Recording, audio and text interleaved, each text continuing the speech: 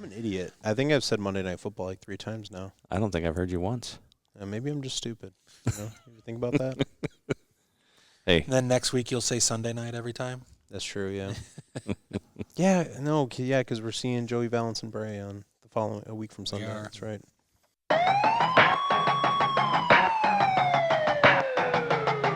Outside the den, inside the barn, Motor City Pride, we've been waiting long. Mic check 1, 2, podcast booth tight. Been breaking down plays every Sunday night. From the den we step to the bar we roll, analyzing film clips, how the story's told. Lions on the road. All right, welcome back, One Pride, to episode 6, going into week 6 of the 2025 NFL season of Outside the Den, Inside the Barn. I'm Jake. Right next to me is cousin Lyle, and over there is my big brother Josh. And welcome back to this week's episode. A lot of things to talk about today, but as always, first things first, fellas, how we doing today? Really good. The last episode was actually our best watched one so far. 130 viewers. Views. I don't know if viewers, but right. Glad you're enjoying it. And as usual, we're looking for those subscribers. 25 gets you a prize. Yep, 25 gets you the branded whiskey glass. Please drop that below, Josh, in the post-edit. And yeah, so once again, to enter into that, once we hit 25 subscribers, we'll select one commenter. So please, if you're watching this video, just comment below. What's your favorite, Lions memory? What made you a Lions fan? It could be, we're not going to pick it specifically if it's a really awesome memory or not. It could be you win in Madden. I said that the other day. But, we just want to make it fair for everybody. So please comment below, like the video. Obviously, subscribe to the channel if you're enjoying what you're seeing. Thank you. And if they, if their logo or their color of their uniforms or what makes you a Lions fan, then that's fine too. Yeah, Honolulu blue is a beautiful color. So sorry to all the colorblind folks out there. We love you just as much. I pass the knowledge down to you. Break it simple, make it true. Every week we build. Yeah, so really quick, we're going to have a quick term of the week. Nothing too crazy this week, but, the Lions will be playing, and we'll talk more about it, the Kansas City Chiefs. I would still say one Super Bowl win away in the modern era from a current dynasty. And the Lions did something pretty cool 2 seasons ago. They marched right down there into Arrowhead, where KC plays, and beat them on Banner Night. They won the Super Bowl the previous year, rose the banners. The Lions kicked their butt. Brian Branch, in his first game as an NFL player, got a pick 6. It was awesome, 21-20. And you got the Lions who are red hot right now. You got KC, who's coming off a big loss on Monday night to the Jacksonville Jaguars. Shout out Trevor Lawrence and Duval. But yeah, so I'm just going to put out there revenge game. I was saving this term specifically for Thanksgiving, but I think revenge game popped into my mind earlier this evening. And the Lions a couple years ago spoiled a special moment for the Kansas City Chiefs and all their fans. And what a revenge game is generally pretty self-explanatory. It is when you get revenge, right? You have an opportunity to take revenge, avenging a loss, avenging a dirty play, avenging an injustice to your team. And so Brad Allen, yep. Yeah. We saw last year's Dallas Cowboys game was a great example of a revenge game. Many people argue the Lions were running up the score on the Dallas Cowboys in Dallas. But, so I think Kansas City is looking at this. This would be the first time they're playing since then. Once again, back in Arrowhead. So dumb. But, so for Kansas City, this upcoming game is a revenge game. And that was your term of the week for week 6. Montgomery running through the defensive wall. St. Brown catching every single call. All right, so we are recording this the Wednesday evening after our week 5 game in Cincinnati, or the Lions week 5 game in Cincinnati. The Detroit Lions won 37-24, moving the Lions to 4-1, tied for the best record in football. And unfortunately, the Joe Burrow-less, now Joe Flacco-led Cincinnati Bengals. How close was I in that prediction? I mean, you picked the right team. Right team. Picked the right quarterback. Context there, Josh got some names mixed up and said that what if Shedeur Sanders starts for the Bengals? got the right division. Yeah. Got half of the right colors, but not quite the right team. But yeah, so we were in here at a watch party this past Sunday for that 4:25 kickoff. All three of us in the barn with a bunch of other family and friends. And yeah, so Josh, what was your big takeaway from the game? Actually, I have quite a few. One, they didn't allow that first drive touchdown. It broke the streak for the season. We talked about that. They had a really good drive themselves.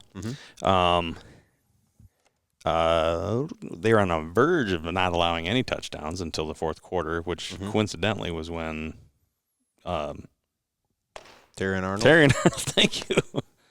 Was out of the game. So he sounds like obviously the news that we had, kind of one side said long time, another one said it's going to be sooner than we thought. Saw the same doctor that David Montgomery saw. Yeah, apparently. it can look a lot like Dan Campbell, right? Anyways.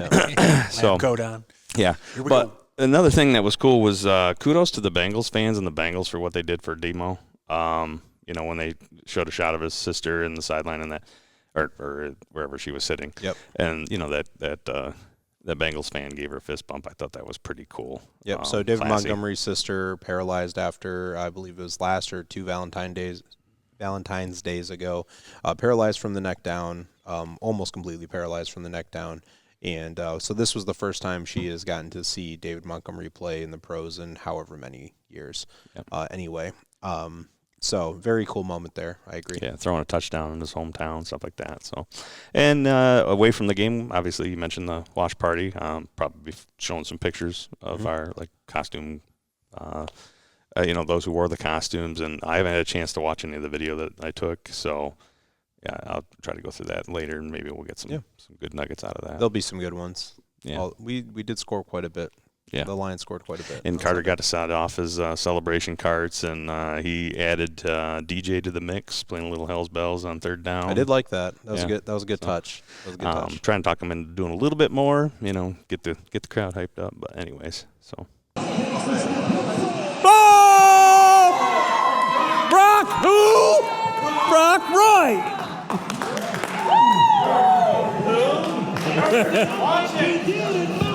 Not yet. Kick is up and it's good.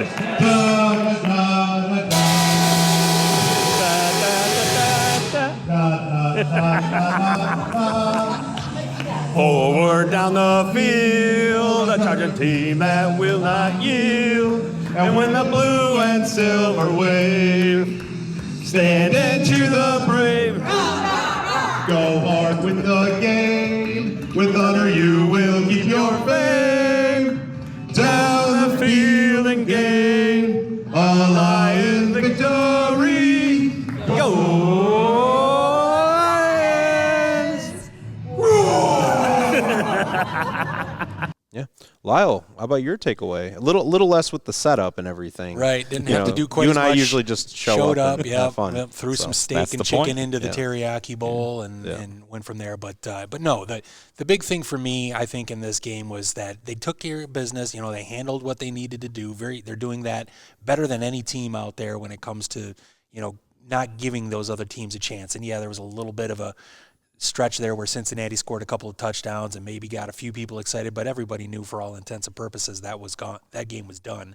And then the Lions just went and drove and scored that touchdown just to make sure to let you guys know, this isn't going to happen. Mm-hmm. So that was awesome. But I think that on top of that, I'm excited by the fact that it was a chance for there to be some growth for some of the younger players. We've got those two guards right now, Mahogany and Ratledge. They're getting, more and more used to the NFL and playing with this unit and getting better. And we got a chance, Taylor Decker is obviously having some issues with his shoulder. It's going to be something they know that they're going to have to just kind of deal with and manage the rest of the season. So they said in this game, you know what, I think that we can do this without you, Taylor. Get your rest in. Let's put big Giovanni Manu over there on the on the left side and see how he does. And he had obviously he took his lumps. Trey Hendrickson got his a little bit against him. But for the most part, they were able to play mistake-free. He wasn't getting penalties and having some major issues there. And he's getting that experience too. So it's great that they can go out, they can get a win like this, and they can still get some growth and development from some of their younger players in a game like this. Yeah, I agree. Once again, the play of Manu was concerning to a certain extent, but a couple of big points on that. Trey Hendrickson led the entire league in sacks last year at 17.5. He is. I don't think he's quite as good as Myles Garrett or Micah Parsons, but he's not that far off. The Bengals have a lot of talent on their team, but just sticking with the offensive line, generally pretty solid play. They did unfortunately let up 3 sacks to Jared Goff, although did those sacks really mean anything at the end of the game? I mean, they were pretty much in control of the game from kickoff.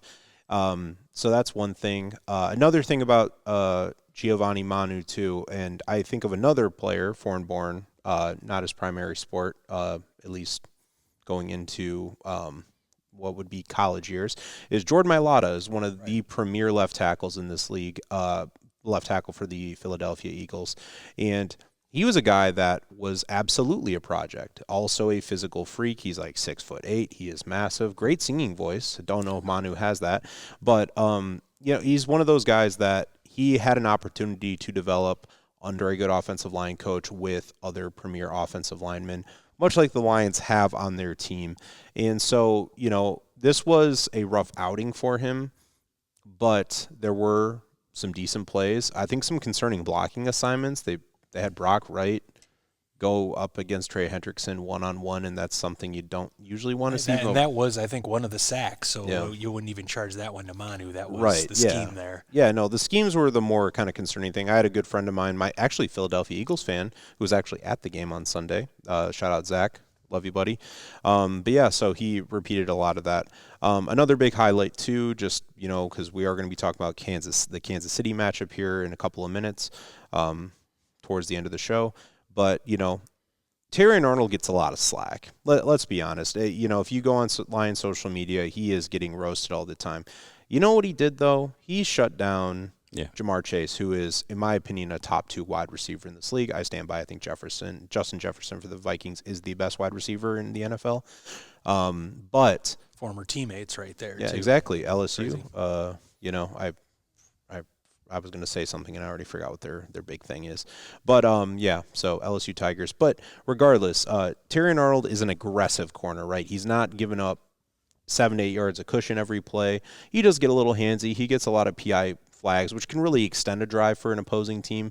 But at the end of the day, he is an aggressive corner. He is a young player. He's got only one relatively full season under his belt. And between the, having DJ Reed out, who is our top corner for the next 4 to 5 weeks still. Losing TA for an extended period of time is going to hurt, and we saw that in the fourth quarter. We saw Jamar Chase remember, oh, wait, I am Jamar Chase. And I love Amik Robertson as much as the next person. I think he's a very capable corner, but once again, that is of your 3 top corners, 2 of them are going to be out for an extended period of time, and so that is a very concerning thing.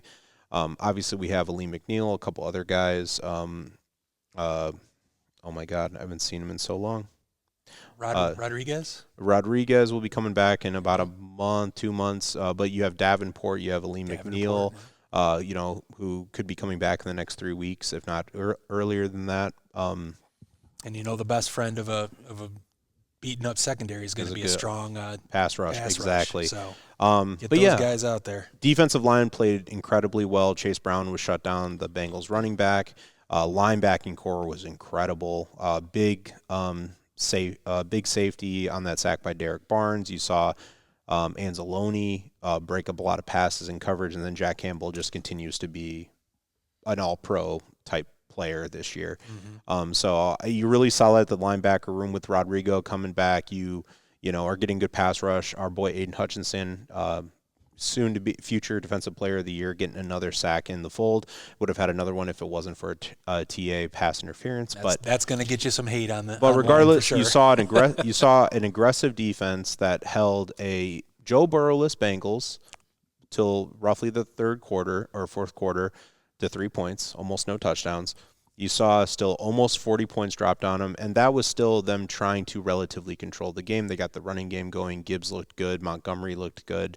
And at the end of the day, wins are hard to come by in the NFL. The Lions have 4 of them in a row after getting off to a slow start against the Packers. And really, at this point, I'm more concerned about injuries rather than other players or the performances of our players. Because, one thing we'll say is we look at a player and we'll be like, wow, that player didn't do great. Well, that player is a backup. They are not who the Lions expect or hope to be starting. Those are guys who are there to make up the roster spots. So, again. hey, so what's your big takeaway from this last week's win? It was I don't know. It had just so many mixed feelings about it. Like, one minute I think the offense is playing good, and one minute it's not. I thought Manu had a tough game, but Ratledge had a tough game first one. Second one was really good. Not that he's going to do that, but anyway, and then on defense, it was like they were killing them the whole time, and then right at the end they allowed those points, which were a little sloppy. I don't know if you guys talked about that too. Just a little bit. But that's just disappointing. And the thing that pointed out to me to answer Jake's question is, what I'm noticing from the defense is they're starting out bad and they're finishing bad, because they're 4 out of 5 getting a touchdown right off the bat. You all know that. Mm-hmm. But then they had a late touchdown with the Bears, got them to 21. A late touchdown with the Ravens, got them to 30. Late 3 touchdowns for the Bengals, which is unexcusable. Well, that inexcusable. Yeah, I get what you're saying there, but I do think that at that stage of the game, the Lions aren't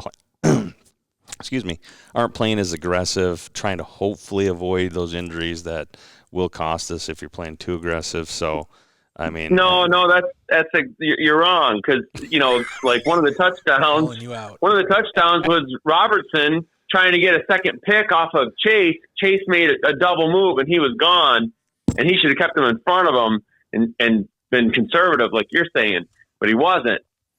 And I'm sure you know which play that was. Jamar Chase went like 60 yards for a touchdown. That's all because I think Robertson thought he could get another pick like he did before. Yeah. Remember, he picked that same move, that same play, but this time they went back and got him. It's like, hey, you already got a big lead. Just keep him in front of you.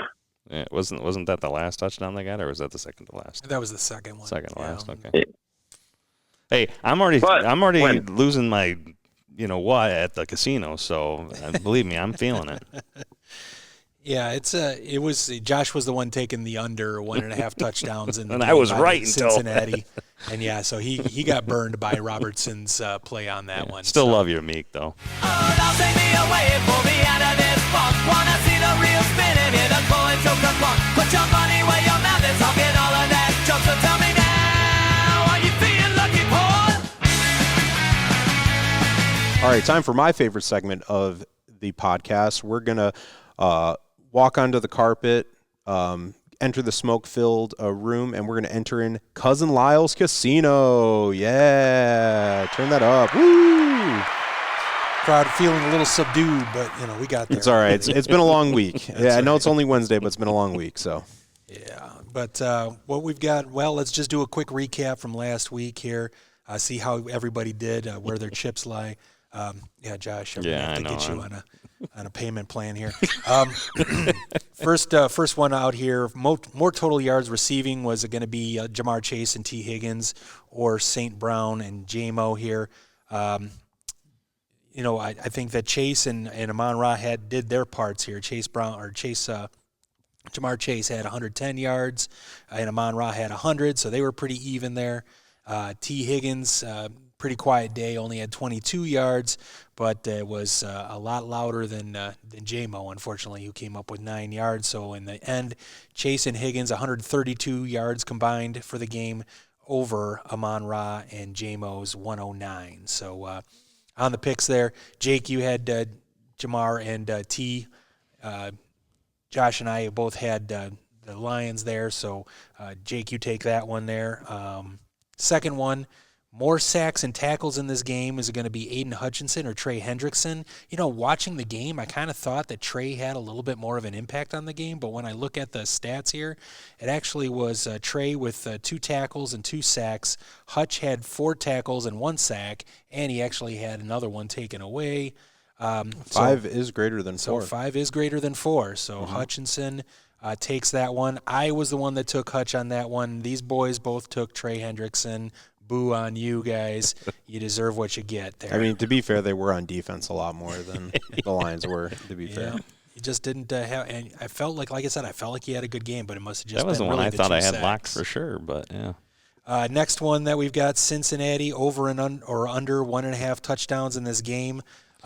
Early on, Josh, I was really looking good. Really looking good. And then there was just that little blip in the middle of the fourth quarter there. Yeah. They were able to score a couple of touchdowns. They got a late touchdown that really didn't make a difference except for the score. So Cincinnati actually ended up scoring 3 touchdowns, which means that Jacob and I had the over on that one. And Josh, you were under there, so you're 0 for 3 going into the last one.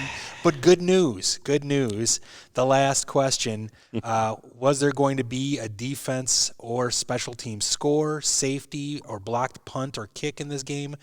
Well, Derek Barnes came through for us right at the very end there. Really should have had an earlier one. Got called back like we talked about. But Derek Barnes does get the safety for the Lions. Brad could. So it gives us a yes on that one. We all got it right. Yeah, you didn't have a dog in the fight for the last casino. Right.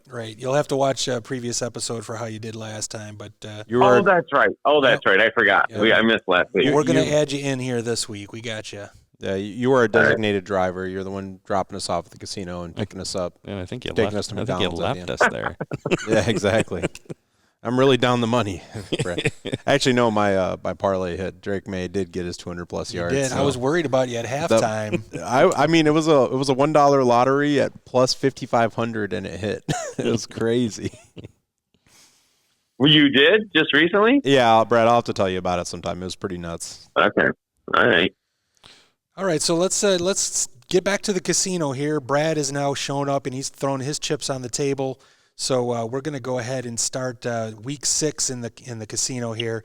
The very first one that I have, our boy JMO. We were just talking about him a little bit. Jameson Williams, is he going to have over or under 2.5 catches in this game? Now think about this. Obviously, new contract in the off season. Everybody's getting very hyped about him, and so far, leaving a little bit to be desired. At least as far as the statistics go. If you hear from Brad or from Dan Campbell, he's telling you that JMO's doing all the little things. He's doing the team things, that kind of thing. But right now, he's just averaging 2.2 catches a game so far in 5 games. Last game, of course, 1 catch on 1 target for 9 yards. Pretty tough there. Kansas City, of course, on their side of things, they have one of the top secondaries in the league. Right now, they rank 2nd in PFF coverage grade so far this season. So with all those things being said, Jameson Williams, will he get over or under 2.5 catches in this game? We're going to go to Jacob first for this one.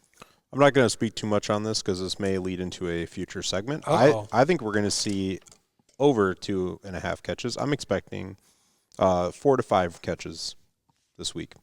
That would be more than 2.5. Josh, do you agree? I did my math right. I agree. I think, but so used to seeing the home run balls, I think they're going to try to get him involved in the short game. All right. Brad, we've got 2 overs. Are you going to buck the trend, or are you staying with it? Yeah, I'm going to say 2 overs, and I'll add on and say I think there'll be 2 long ones. Oh, really? So are you going over 2.5 catches? Oh, I'm sorry. Over 2 long ones, I was going to say, but yeah, over 2.5 for sure for the overall. All right. So we've got 3 overs here. A lot of optimistic Lions fans on this side of things. I was tending to lean towards over as well because I do think that they do want to get him involved a little bit more in this thing. But you know what? Just so that we don't have to see the graphic up there, I'm going to take the under on that one and see if the averages still stay down for Jameson Williams. So everybody's got the over except for yours truly right here. I've got under 2.5 catches. Next one coming up. Who leads the Kansas City Chiefs in rushing in this game? So, do you guys know who the current leading rusher is for the Kansas City Chiefs? Patrick Mahomes. Patrick Mahomes. He's got 190 yards so far this season. And Trevor Lawrence is the leading rusher for the Jacksonville Jaguars. I saw that graphic in the fourth quarter. And he fell down twice. Yeah. And, they found a way to Jared Goff is not the leading rusher for the Lions. That's true. Just letting you know that. The Kansas City does kind of feature a split backfield of their own. Right now they've got Pacheco has got 39 rushes for 163 yards. Runs like a Looney Tunes character. He runs hard. And then Kareem Hunt, he's got 43 rushes for 164 yards, so almost an exact split on the yardage there. Also, keep in mind the Kansas City Chiefs do like to run some wide receiver runs. Xavier Worthy has 24 rushing attempts in his first 1.5 seasons, basically, in the league. He has 4 attempts right now for 47 yards so far this year. So you can pick a wide receiver on this one. But for this game against the Lions, who's going to lead the Kansas City Chiefs in rushing? Josh, what do you say? Probably going to stick with Mahomes. This kind of goes into the matchup that I've got pegged for, so a little bit of a spoiler. I think the Lions got to, they're going to have to spy him. I thought they did, good against Lamar, but maybe that was just a product of what Ravens are right now. So. All right, so Patrick Mahomes for Josh. Brad, who do you think is going to lead the Kansas City Chiefs in rushing in this game? Yeah, I'm going to agree with Josh. I think Mahomes is capable of just getting outside of the pocket once or twice, and I don't think those running backs are going to be able to do much against Detroit. And just a heads up, one of the things that Lyle didn't mention in his factoids with each of these questions, I am currently on a huge losing streak, Brad. So anytime you want to agree with me, I'm happy, but I'm also apologetic.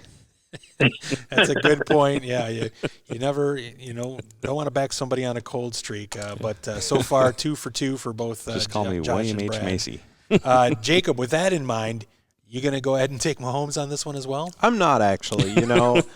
Realistically, it probably will be Patrick Mahomes because, as Brad said, the running backs, neither running back is that.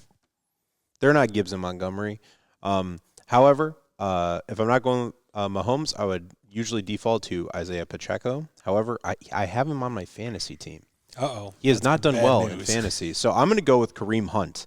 A guy who helped me win a fantasy championship a couple years back. But for some reason, Hunt likes to take away the rushes from Pacheco when I need them the most. And, the Lions were able to contain Lamar pretty good. And Mahomes is way more dangerous behind the line of scrimmage when he could still throw or run the ball. Same as Lamar, but, Lamar is the most dangerous when he gets upfield. So I'll go with Kareem Hunt. All right. I'm going to go ahead and take Pacheco. Like you say, Jake, he's a hard runner. I had him on my fantasy team as well last year, and did not keep him on my keeper league for that one. But he is a hard runner. I do think that he's going to have some opportunities in this game, and he will. He's always going to hit the line as hard as he can on these things, and maybe he'll be able to break through and get a few yards there. So we've got a good split there, a couple for Patrick Mahomes, and then one each on the running backs. So good luck with that one. The next one that we've got coming up, let's highlight the Detroit Lions linebackers. That trio, Campbell, Anzalone, and Barnes, are they going to get over or under 20.5 tackles in this game combined? So, again, there's a lot of talk about the Lions having maybe the best safety duo in the league when we talk about Brian Branch and we talk about Jay Kerb. What if we've got the best linebacker core in the league? To have that combination would be something else. Right now, Jack Campbell is averaging over 9 tackles a game, just being a beast. Last week, Derek Barnes, 7 tackles, including that sack safety that he had. And Thor was given a game ball for his game, only 3 tackles, but an interception and 3 passes defensed in the game. So I really think the linebackers have been playing extraordinarily well in this game. I think they're going to be a big part of this game as well. Linebackers over or under 20.5 tackles combined. Going to start with Brad on this one. What do you think the trio is going to do this week? Well, I'll just first say I agree 100%. I mean, that linebacking core might be the reason why the defense is playing so well. They're just doing so many great things. And I can't remember a bad play by him this whole season, really. But man, I think Mahomes is going to throw it. So I'm not sure. I think it's going to be more corners getting some of those tackles. So I'm going to say under. All right, under for Brad. Jacob, do you agree? I disagree. I think that we're going to need, and once again, not to bleed too much into a future segment that I want to highlight regarding at least one, if not more, of these linebackers. But I do think that they're playing at a very high volume. I think Mahomes is a slippery son of a gun, and will get out there. And we saw what happened when we have Caleb Williams run towards the sideline. We know that Jack Campbell is not afraid to hit a quarterback. We know that Brian Branch is not afraid to hit a quarterback running towards out of bounds, and we know that Dan Campbell said, hey, if they're staying in bounds, light them up. But yeah, no, I expect some very high quality and honestly very necessary high quality play out of our linebackers this week. All right, so Jacob's going under. We got 1-1 so far. Josh, which side are you going to take? I'm going over because I think that Mahomes is going to be throwing a little bit shorter passes. He's going to utilize that middle field. He's going to also, he's going to be breaking around on the outside just to try to get those runs in, and then our linebackers will be there to shut it down. Yeah, I think that does sound good. However, I am going to take the under on this one. I do think, Brad makes a good point about there being some throws to the outside, some plays there. 20.5 tackles is a lot. I'm just going to kind of bank on maybe we can get some quick stops against the Chiefs and not have to be on the field quite as much there. So I'm going to go ahead and take the under. So we've got a clean 50-50 split on that one. Last question that we've got. It's getting about that time of the year, guys. Not to spoil anything, you're talking to the wrong group of guys, by the way, for this question. It doesn't take a lot of knowledge about this, but what I'm going to say here, for this Sunday, are there going to be more Lion touchdowns scored in the game against the Kansas City Chiefs, or are there going to be more Detroit Red Wing goals scored in the game on Saturday against the Toronto Maple Leafs? So the Wings actually open up the season tomorrow night against the Canadiens, but I'm going to be going to the Saturday night game against the Maple Leafs in. Oh, have fun with that, man. No, I'm not actually going to the game, but I'm going to that game in terms of just what I'm going to be picking for this here. Okay. Well, I take it back then. So far, maybe I do end up going. You never know. So far this season, the Lions are averaging 4.4 touchdowns a game. Last year, the Red Wings averaged 2.9 goals a game, so pretty big gap there. The Red Wings have not made the playoffs in 9 straight years now. It is time to break that streak. I'm hoping that they've got some youth in there. They've got some infused excitement. Need to score some more goals. So in this upcoming game here, is it going to be more total Lion touchdowns scored against Kansas City or more Red Wing goals scored against the Toronto Maple Leafs? Jacob, back to you to start this one off. Like I said, you're talking to the wrong group of guys for this. Not a lot of diehard hockey fans on this episode of the podcast. However, I do expect, and we'll get almost every question. That's something I want to highlight later on in the episode. I do expect the Kansas City defense to play pretty stout. So I'm actually going to go with the Red Wings. And for the lovely family of my girlfriend, I do hope the Red Wings score a lot of goals this weekend, as they are big hockey fans. There you go. So Red Wings for Jacob. Josh, what do you got? Can I go even? Hey, I think you know what? If you get even, we'll double your score on this. Right. You know what, Josh? You'll get a whiskey glass. How about that? That's right. And well, spoiler that coming forward, or in a future segment. So. Yeah. All right. So Josh has got the even. I didn't even think of that one, but I like it. Brad, where are you going to go? Lions. All right.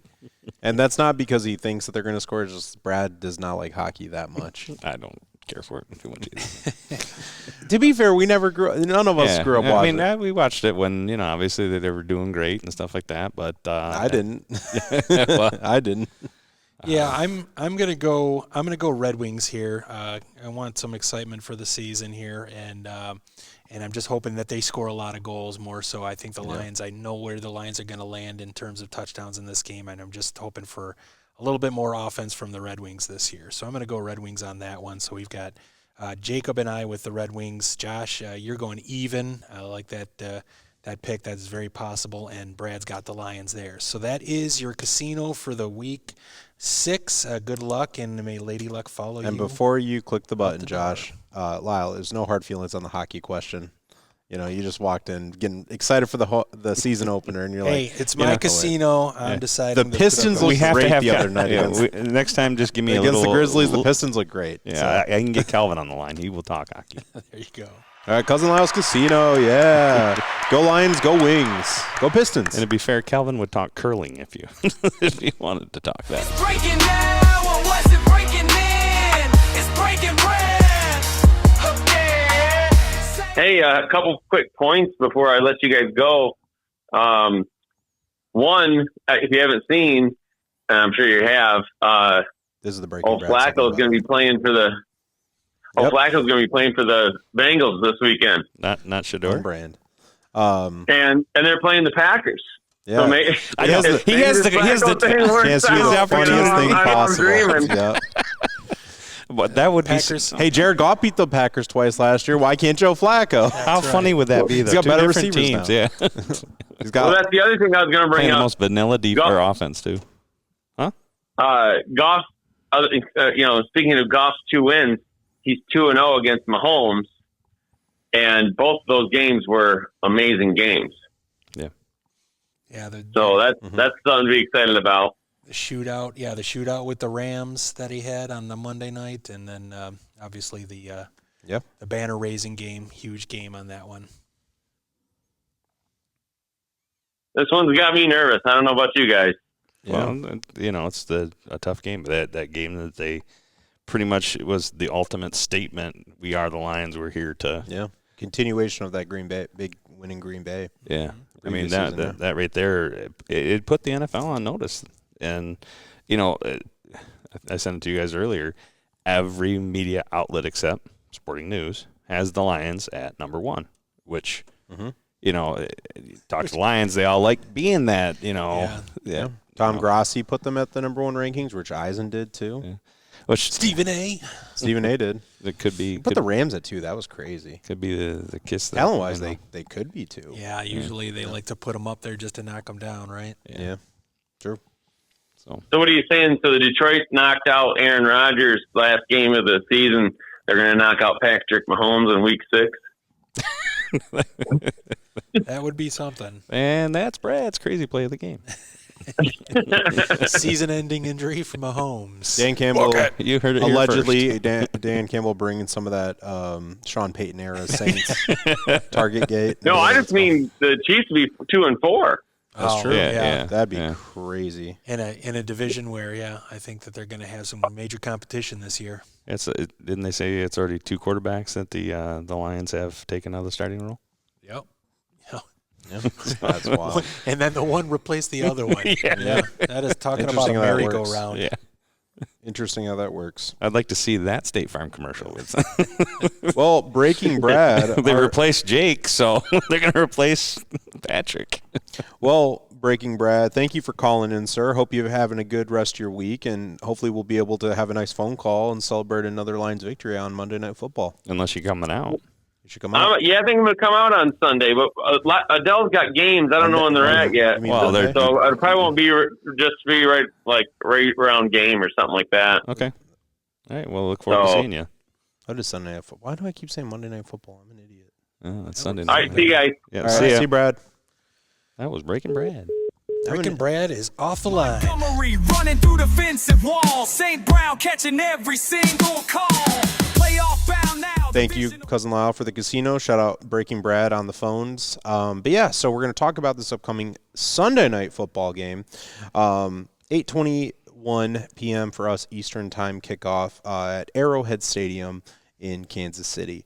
And the Detroit Lions enter in against Patrick Mahomes, Andy Reid, Travis Kelce at a plus 2.5 underdog, 2.5-point underdog. The Lions, as Josh said at the very tail end of the previous segment, Lions a lot of people are considering arguably the top team in football. A lot of media outlets are looking at the Lions as, oh man, that game against Green Bay in week 1 either was a fluke or they were just getting, their feet in the water. But the last couple of weeks, they've been scoring points, having some great defensive stops. I mean, they took on not a fully healthy Baltimore team, but they took on a relatively healthy Baltimore team. Much healthier than they are now. Correct. And, they have not really looked back, but they do go into one of the toughest places to play in the NFL against probably the current best head coach in football, at least as of the last 10 seasons. You'd have to put him in that conversation as well as Patrick Mahomes. Everybody likes him or dislikes him to a certain degree, but it's hard. Here's a guy. Yeah, but I can't do a Kermit impression, but but it's one of those things where it's kind of, you can't really argue how good he is as a player, and their offense is starting to get going. So obviously, with the injuries to our corners room specifically, us potentially missing a quality left tackle, which we'll talk about briefly, it makes a lot of sense for the Lions to be the away team, the Chiefs to get the points for being the home team, as well as being the Chiefs playing at home against the Lions, who are a little more banged up. Not quite as banged up as they were near the tail end of last season, but regardless, they are banged up in areas that, especially going into this game, you'd really like to have healthier position groups in these areas. Lions money lines plus 118, not crazy odds. So they are expecting to be a pretty close game. A little more high scoring than I kind of thought it would be, but I guess the Chiefs offense has started to come alive the last couple of weeks. Point total is at 52.5. That is the point line, so they do expect there to be over 52 points scored. I don't know if I entirely agree with that, but for this upcoming game, but we'll get to that shortly. So, but as normal, we're going to each include a matchup that we are looking at or want to highlight for this upcoming game. I keep forgetting who I start with, so I'm just going to go to the far end. Josh, what is a matchup you'd like to highlight going into this upcoming Sunday night football game? Prime time. Yep. Well, the obvious is Patrick Mahomes versus our secondary. I'm not going to do that one because that's the obvious one. Maybe one of you guys want to do that one. Then I thought, well, maybe Patrick Mahomes against the spy. Will we be successful there? Probably Jack Campbell, yeah. But something I saw in just looking at the last game, and obviously it's one game, but the amount of penalties that Kansas City had versus what Jacksonville had. And this kind of goes back to what I was saying in the previous episode. Are we getting the calls that we normally wouldn't get? So I'm gonna. It's a different type of matchup. Which team's going to have more penalties? And I think that could be the one factor that's going to determine who's winning the game. So yeah, so it's going to be both teams against the refs, huh? Or hey, one team, finally, undecided team against the refs is going to be the matchup. Yeah, because we don't know who's going to get the favor of. Well, I don't know that. See, right. I didn't watch. Traditionally, everybody always thought the Chiefs are like this favorite team and always get the calls. And that exposed the refs. And I didn't watch the entire game, but what I did catch of the last game was one play in particular. Mahomes throws it. His receiver doesn't even come close to catching it. In the replay, far enough, you couldn't see any sort of interference. First thing Mahomes does is raise his hands like, where's the flag? Yeah. Well, I'm sorry, your guy didn't run the right route or whatever. You didn't throw a good ball. It was not a penalty. Don't expect to get it. And I don't know that they're going to get those, hopefully, going forward. So, yeah, that's a really interesting one. First time I think the refs have really come into play as far as matchups go. Cousin Lyle, what matchup would you like to highlight? Yeah, so I talked about it in the casino. The Chiefs have a pretty good secondary. They've been highly ranked. Jacksonville had some success against them when I was watching on Monday night, but it's still, I think there was still some plays. They had an interception deep in the other side of the field to set up one of the scores for Kansas City. So, but the thing that really the Chiefs are not doing well, they're really not defending the run very well. So I really want to see if we can get Jahmyr Gibbs loose in this game. It's kind of been interesting how we've gone through the season, and usually there's one of the running backs that has a really big game. I mean, they both had a pretty good game last game, but it felt to me like Montgomery got the majority of the carries last week. It seemed designed, yeah. That. And I think it's bounced back and forth. This is a game where I really think that Jahmyr Gibbs is going to get a chance to get loose, and I want to see him break a few big ones. I want to see him consistently getting those 5, 6, 7 yard chunk plays here. I think that that's going to be a key to success for the Lions in this game, is being able to control that clock again, take that crowd, that famous Arrowhead Stadium crowd out of it, and I am expecting a big game from Jahmyr Gibbs, so I really want to see if he can get, looking like something around 140, 150 yards in this game.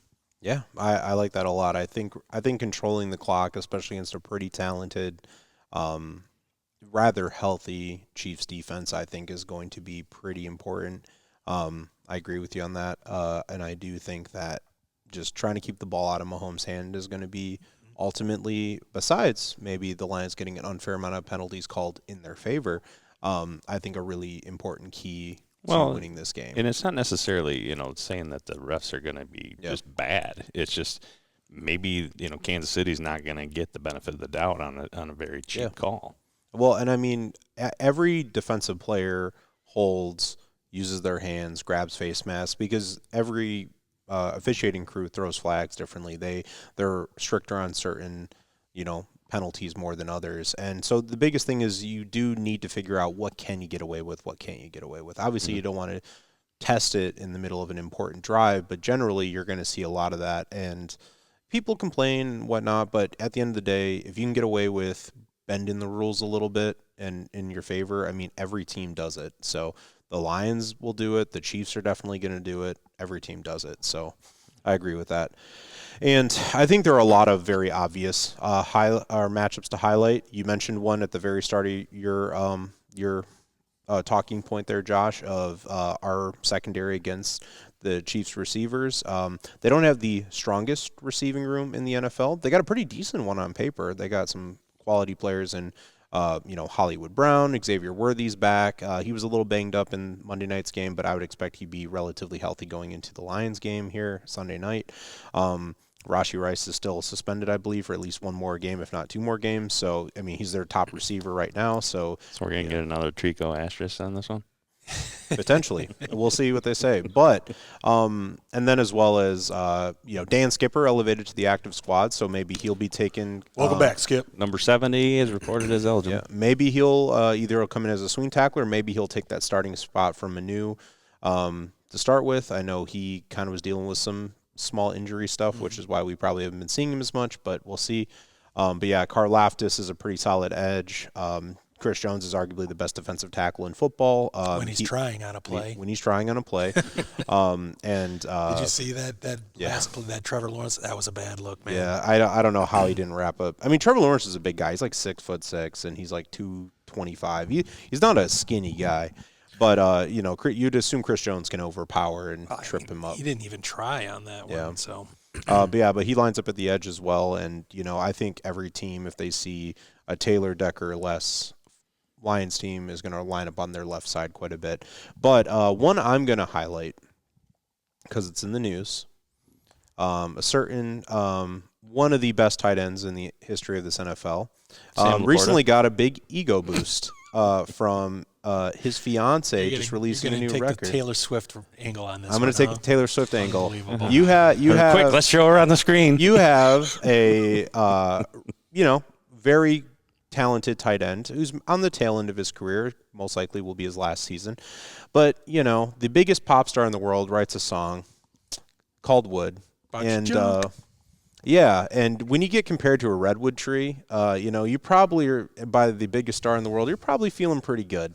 And so Travis Kelce did come alive on Monday. He did score a touchdown. He had, I think, 6 catches for like 90 yards. And so I think it's going to be really important that if Kelce is kind of returning to form, even if it's early to mid-season, and that's who Mahomes has the best connection with, I do think Alex Anzalone in particular, an excellent coverage linebacker, as we saw this last week. I think him shutting down the safety valve that is Travis Kelce and shutting down Mahomes' top option, I think is going to be one of the biggest keys on our defense, is just, can we shut down, can we make Kelce a non-factor, which then causes Mahomes to panic? And the rest of his wide receiver core is not as talented as it has been in the past, and his running back room is not as talented as it has been in the past. Pacheco seems to have regressed pretty significantly since his last injury. So I think if Anzalone can shut down Travis Kelce, I think the Lions defense will be in a really good spot. Then that will hopefully open up the pass rush a little bit, because then he won't have those quick outs to Kelce. He won't have those quick option routes to Kelce. And I do think spying him, Mahomes, is going to be a key to it. But I think Alex Anzalone, we're going to need him to have a pretty big game. He's going to have to be pretty on top of it. Same with Campbell, as well as Derek Barnes containing the outside. Do you think Kelvin Shepard will have a special package for stopping Kelce? I think, my guess would be it'd be a pretty special package, a pretty big and important package, So track number 9. Track number 9. 200. Kalen likes that song quite a bit, actually. Yeah, you guys are going down a different route. When you said the Kelce comes alive, I was more thinking in the Frampton joke. But just who? Yeah. Well, Lyle knows who Peter Frampton is. I don't know that you do. I do. That's like the best live album of all time, right there. It's so good. But yeah, so at the end of the day, though, I think this is going to be a tough game. The Chiefs have not looked like the Chiefs of late, right? But they're still the Kansas City Chiefs. Andy Reid is still the play caller. Mahomes is still their quarterback. Kelce can still make plays. And once again, this wide receiver group is starting to gel slightly more. And they still have a very talented defense. I do think if this game was at home on Monday night, I think that the Chiefs probably would have came away with the victory. So, but, and the Jaguars and Liam Cohn is, Duval is, they're doing a good job right now. I can't believe they're 4-1. It's crazy. Good for them, though. Yep. Good for them. I've underestimated them a couple of weeks in a row now. Yep. Just be careful of them Jags, but that's not who we're talking about right now. And one other matchup that completely forgot to mention is who has the better commercials? I'm going with MCDC, man. Yeah. But is that the homer in you, or is that an objective? I don't know. I think I'm just sick of seeing Mahomes. I'm sick of seeing Andy Reid. And, they're in every commercial. I mean, I've seen Hutch in about 5 different commercials lately. Yeah. He's getting around for sure. Yeah, he is. Yeah. the one with the sea captain. The squalls are coming. Yeah. Jake's voice fills my head. Said these guys have got to not. All right, now we're to it fluctuates on how much I love this segment. This week you love it, right? A little bit. I like it a little bit more than the previous week, but we are now to Jake's lock of the game. Lyle, could you please remind me what my lock of the game was for the Cincinnati Bengals game this past weekend? Well, according to what I've written down, you had a Sam Laporta anytime touchdown in the Bengals game. And did Sam Laporta score a touchdown at any time? Almost immediately. Boom. Oh, my gosh. Jake's on the board again. Let's go. Hiya. All right. So, So I alluded to it a little bit earlier in the episode in regards to the Cousin Lyle's Casino about Jameson Williams having over 2.5 catches. Jamo's been incredibly quiet the last couple weeks. He did have that game where a lot of miscommunication from Goff, a lot of drop passes, or not a lot, but a couple of drop passes that he should have had, which would have given him some pretty significant yards, was veritably a non-factor in this past game. Blocking. Yes. Here's the thing, and I was getting to that. Okay. However, he gets downfield and he blocks, which is fantastic. He also, he does have an intimidation factor of if you send him deep, you can see in the replays safeties follow him, which really allows St. Brown and Laporta to open up the middle of the field. Mm-hmm. But I do think, and Coach Spags for the Chiefs is one of the best defensive coordinators in the game. So you know that they're going to have something accounted for everybody. However, I think they're going to really have to focus on Sam Laporta and Amon-Ra St. Brown. Jared Goff does his best attacks over the middle and short to medium yardage. But I do think Jamo's going to have a pretty big game. And I do expect, as my lock of the game, for Jameson Williams to score a touchdown. Probably in the third quarter is when I'm feeling it. But anytime touchdown, Jameson Williams, his odds are a little bit better than they have been just because he has been, or odds are like they got to balance out. They're worse odds of scoring because he has not been as active recently or as but at the end of the day, I do have a very good feeling on Jameson Williams having a good game. It's hard for a player of his talent and generally you can tell how much Goff and the rest of this team likes JMO. It's real, and Johnny Morton obviously, was raving about him in training camp, and he was taking the top off. And I do think they are going to mix him up a little bit, bring him across the middle, drags. I could see them trying to do another either a jet sweep or an end around. I think they tried that too. Not really any success. I think it was a couple times now. It hasn't worked. Yeah, but it's one of those things where all it takes is one play, and JMO can take it. I mean, Xavier Worthy for the Chiefs is one of the few receivers that can match or is faster than JMO in speed. I mean, Xavier Worthy for KC did at his combine set the NFL record at 4.21 in the 40-yard dash, which is freaking insane. But yeah, so that is my lock of the game. Jamison Williams, big old number uno, JMO, Waymo. We're locking it in. Anytime touchdown. Okay, and if you get that, then we are having a Waymo burger. No, we got to save for the 50 burger, brother. Wow. He's really jonesing for that Waymo. I know. 50 burger. Just want to try Waymo it. burger. I know I can do it myself, but it's we still play the Giants later. Yeah, that's true. We still play the Giants. It's all good. Something's gonna rise. We're gonna feast. We're gonna feast. 50 birds. All right, it's that time of the episode. It's time for us to predict the score of the game. Lyle, you don't have our scores. I do. Okay, you do. Yep. All right. So the final score was 37-24. Lions win. What were the scores looking like? So we had Mr. 50 Burger himself over here, Josh, still trying to will that into existence. He had 50-10. You should go with your score last. So it was pretty good. Jacob, you came up with 33-20. So not too far. I mean, that's pretty good there.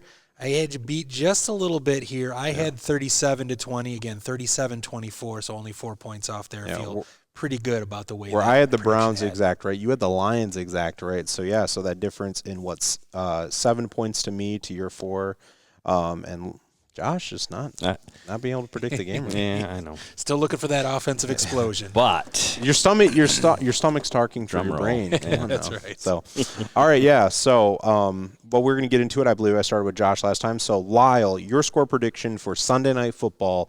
Detroit Lions at Kansas City Chiefs. All right. So, again, full disclosure, when we did predictions at the beginning of the year, rewind and go back and look at those predictions back then, I did have the Kansas City Chiefs as winning this game.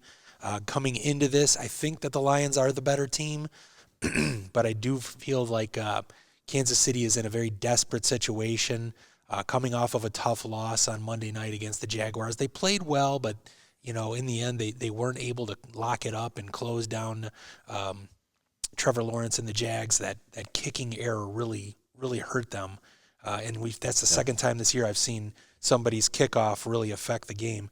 I think this is going to be a tough battle. I think obviously the Lions haven't lost on the road in a long time. More than a season and 6 games obviously. Well, we lost to Green Bay on the road. Okay, I'm sorry about that. But before that, a long time. Yes, before that, they're a good team on the road. Thank you for that correction there. I got you. But so I'm battling back and forth on this one. I've been doing it all week. In the end, I am going to stick with my preseason prediction here. I do think that it's going to be a tough game, but I think that there's going to be something that happens at the end of this game. Maybe kind of reminiscent of the Chiefs gone past. I think they're going to be fighting hard. I think this is going to be kind of a weird score game. I've got the Chiefs winning over the Lions 29-28. So Chiefs win. They don't cover, but I have the Lions take a loss here. This is spooky season.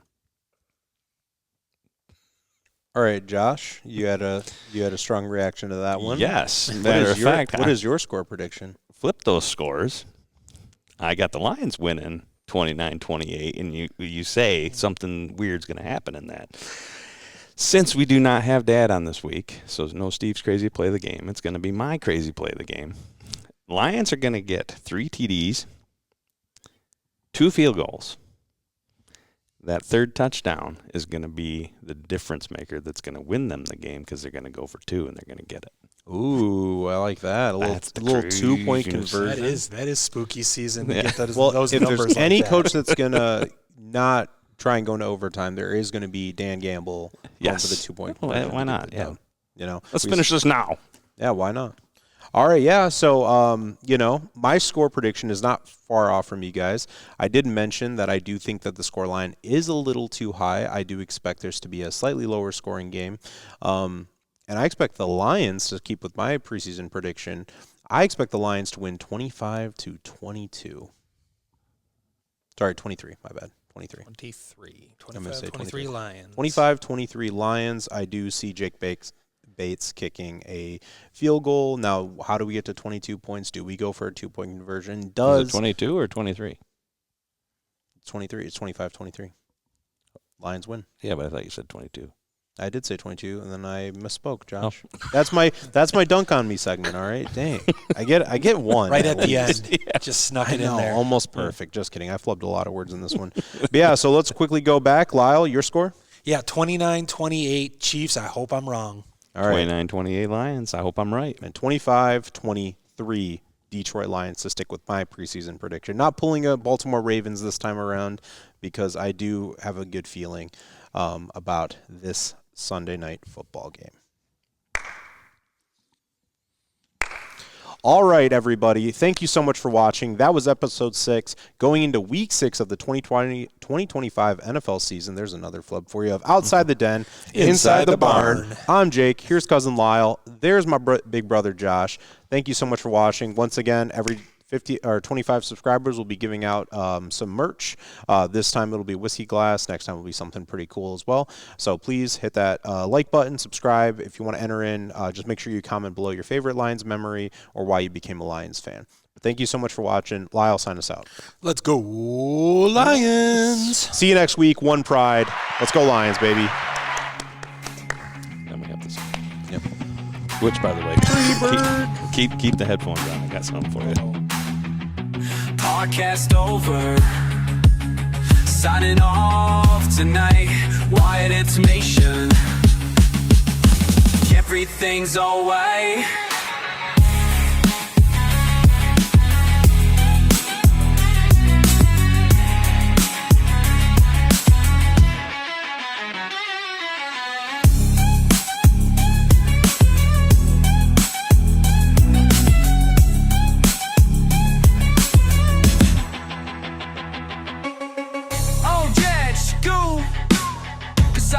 Tonight, Lions Nation, everything's alright.